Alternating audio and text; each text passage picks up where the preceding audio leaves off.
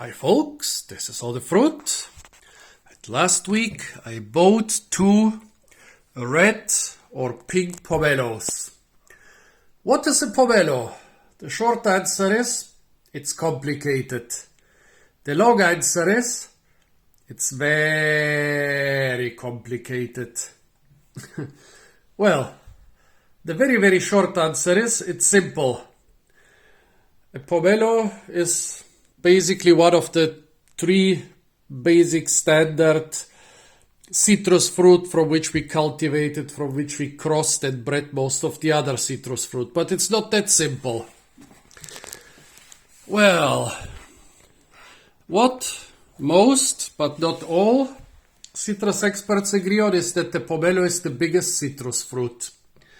Well, there is a thing like the 9-pound lemon, which Disney World is cultivating. I saw it in Florida. Then there is a thing like a giant lemon in southern Italy on the Amalfi Coast. They are both pretty big, but they are not original wild citrus fruit. So the pomelo is definitely the biggest wild citrus fruit.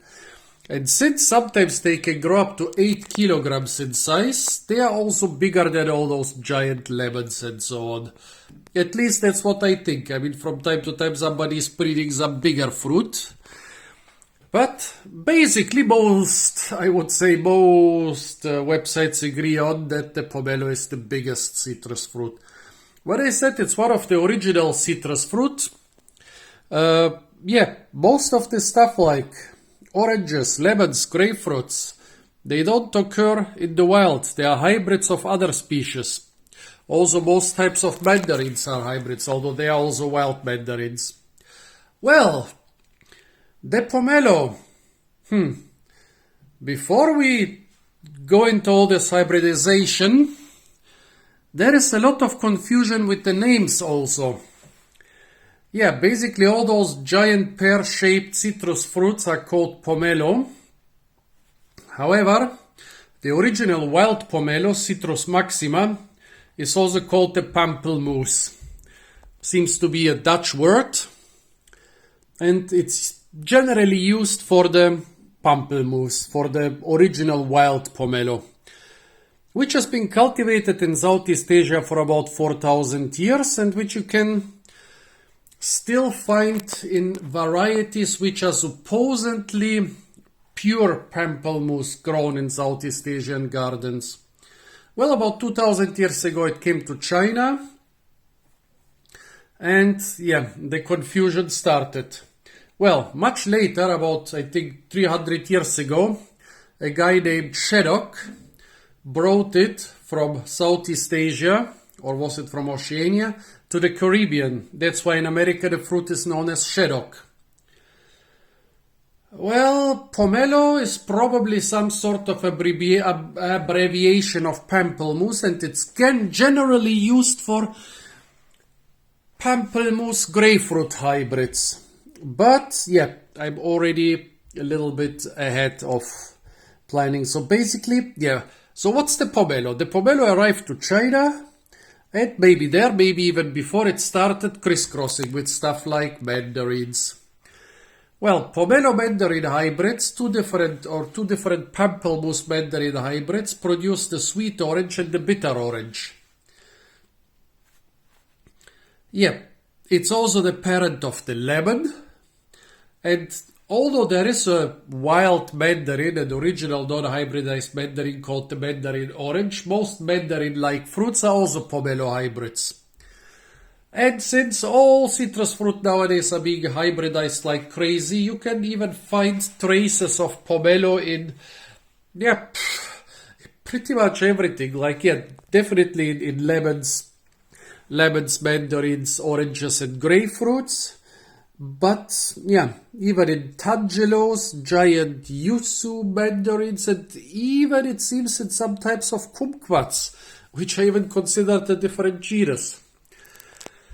And the stuff which we usually get as pomelos here is not the original Citrus maxima. It seems like that it's a back cross Well, the grapefruit, it's a back cross between pomelo and grapefruit, but the grapefruit is already a back cross between orange and pomelo.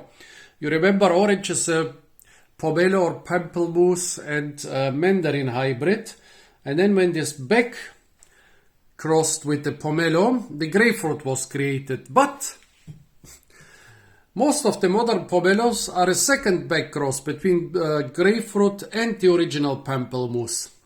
So this is what we get here as pomelos are basically not the wild pamplemousse, but maybe one, what would it be? 1/4, 1/8 mandarin or so. I think it's more because the genetics don't work like this, that it's always 50% of each parent. And also there might have been more back crossing events. But basically very complicated fruit.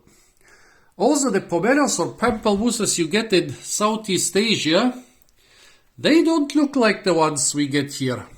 Although it is cultivated in Europe all the way to southern France in small amounts, never really become very popular in the Western Hemisphere. So basically we import almost all our pomelos from China. But when you go to Southeast Asia, pomelos look very different from this. Pomelos in Southeast Asia, they usually have a much more irregular shape, much more diverse size. They are usually green and pretty dirty. I don't know, well, those Chinese ones, they're often treated with chemicals for their rinds to be less green and more yellow. It doesn't always work perfectly with pomelos, not as well as with oranges or lemons or mandarins. And those, of course, they are being packed in this plastic which keeps them fresh. And the red patterns there make them look more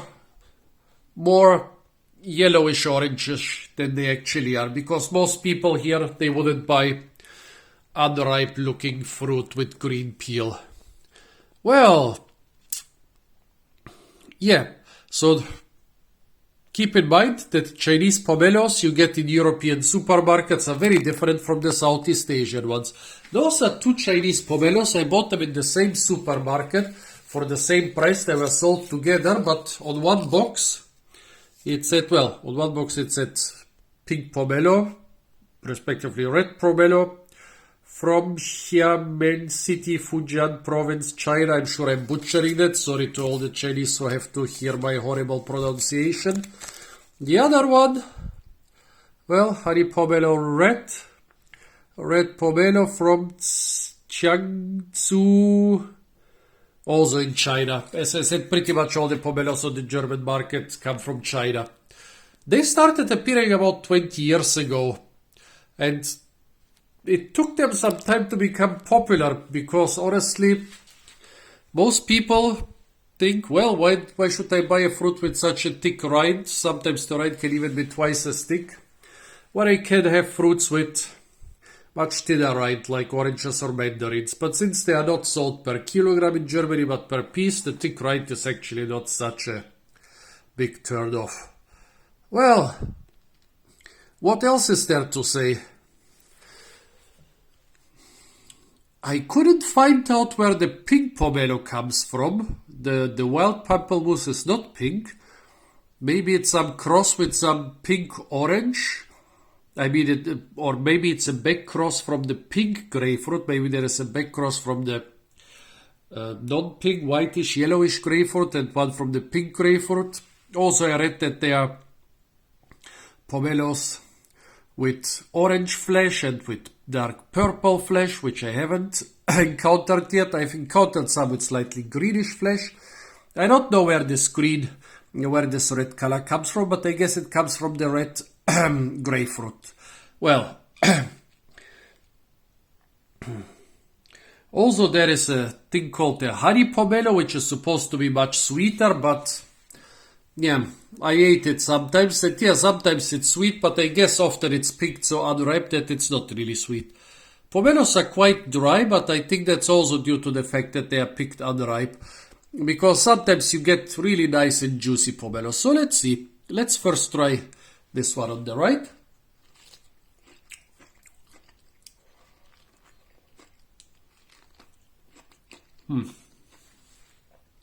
Not much taste to it, to be honest. Mild sourness, trace of sweetness.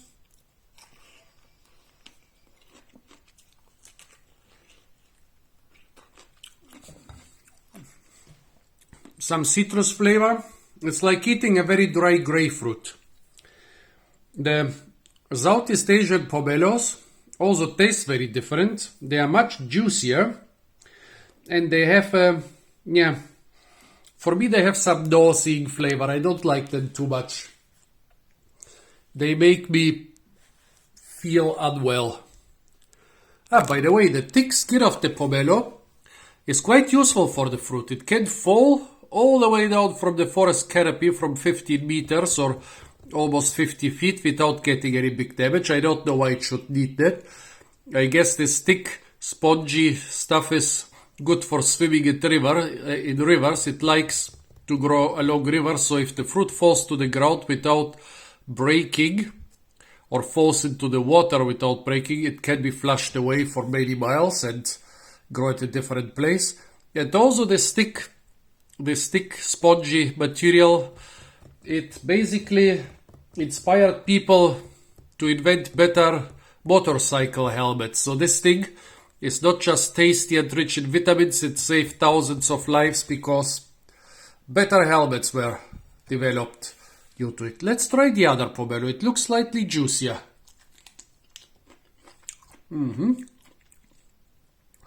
It is juicier, but not more tasty.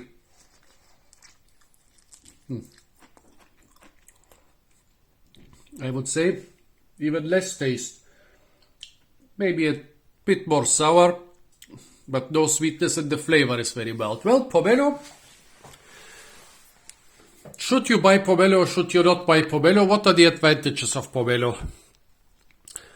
My favorite citrus fruit are mandarins and tangelos, and very good mandarins, tangelos, and tangerine varieties.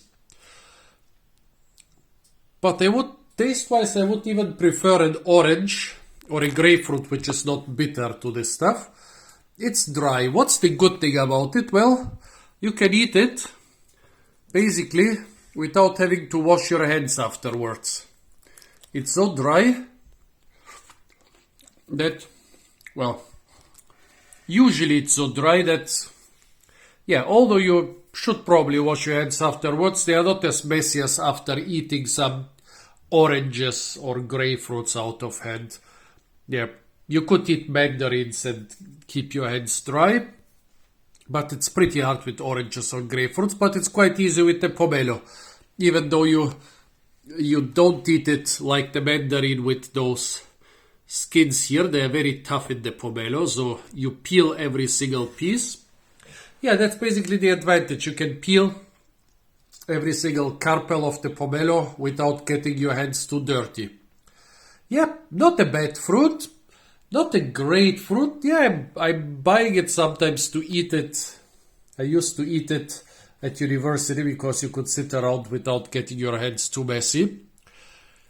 As I said, I still prefer mandarins, but it's not a bad fruit. So folks, if you have the opportunity, go find some pomelo, try it, read about it if my explanation about all this hybridization was too complicated.